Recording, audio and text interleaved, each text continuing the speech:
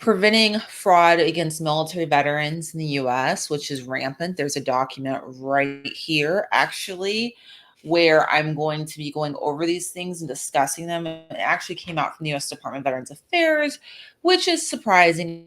As you know, I'm critical of many things they put out, and today will be no exception.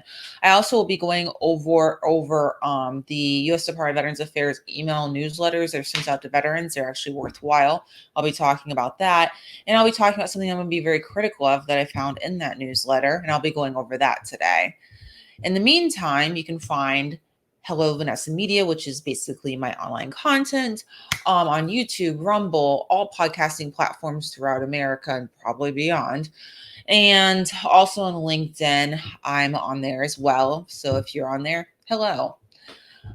You can check it out here. So these are the places you can find me, the information that I have.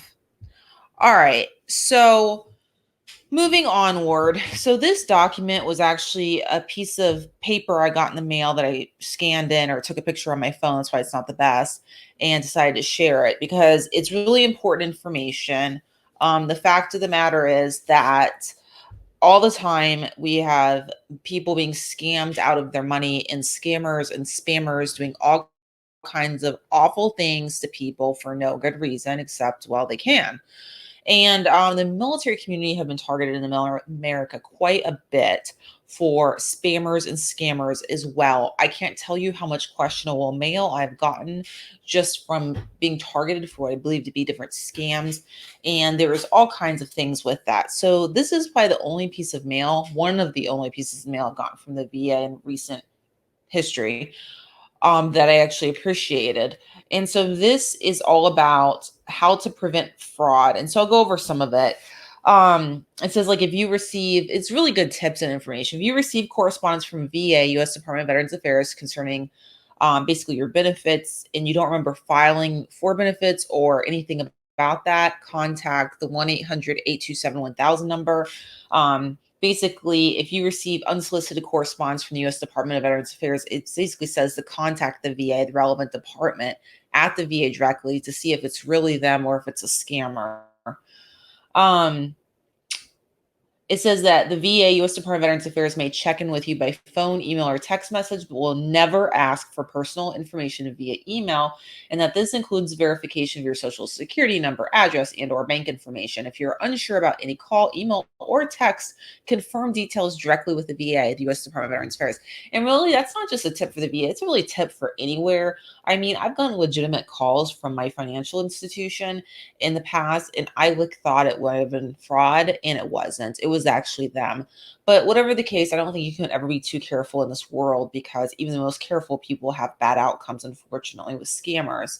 It also says U.S. Department of Veterans Affairs does not threaten veterans that are trying to seek benefits with jail or lawsuits. So beware of that. There are a lot of scammers and spammers out there that are threatening things like jail and lawsuits and just really wild stuff. I actually received a voicemail a number of years ago, within the last few years, from a scammer person that was trying to get me to give them money. They left a voicemail saying I owed a government entity $1 million.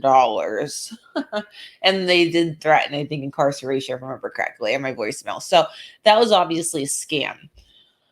Be cautious of telephone numbers and caller ID. Scammers may change the telephone number, known as spoofing. This is also something that goes on with email as well, where I don't understand all the details of it, but I've been seeing and hearing more about it as of late. So to make a call appear or an email to come from a different person or place, when in doubt, hang up and basically call whoever it is directly, or call the person's representing you. And they give example: power of attorney, representative, your lawyer, your veteran service organization, or whoever is trying to help you that is authorized to do so and that you have been working with. It says don't basically ignore legitimate correspondence from the VA. It goes over basic security things about passwords and two-factor identification and so on and so forth. It is a very, actually really good tips. All these are very legitimate things with regard to the military community. And then also some of it can be applied universally to like anyone in America. So very important stuff. Basically setting up fraud alerts, monitoring your accounts, reporting unauthorized transactions. And then they have information about the OIG, Office of Inspector General. They have the website va.gov/OIG/hotline/default.asp. They have another good resource about how to avoid scams, and it's basically I forget what the acronym stands for. It's FCC, so I'm not going to even try to mess this up. But fcc.gov/veterans-targeted-benefits-scams. So that would be another great website to go to check on how to prevent fraud against yourself or your family member who may be a military veteran. For more benefits, for more details on how to avoid scam, okay, got that one. Download the free financial scam awareness resources. They have a consumerfinance.gov website. It's very detailed. You may be able to see it here on the screen, so you can get all of that website there. And then also, there's another one, Federal Trade Commission website, has information about fraud and scams as well. That's the website. So I think there's just a really helpful resources that they gave. I actually went over all of it. I saved it. I actually have it right here. It's just filled with just coffee, though. Coffee and water stains, because that's what I drink. This little piece of paper. It's actually bleeding through the other side right now. But yeah, I actually saved it because it's worthwhile information.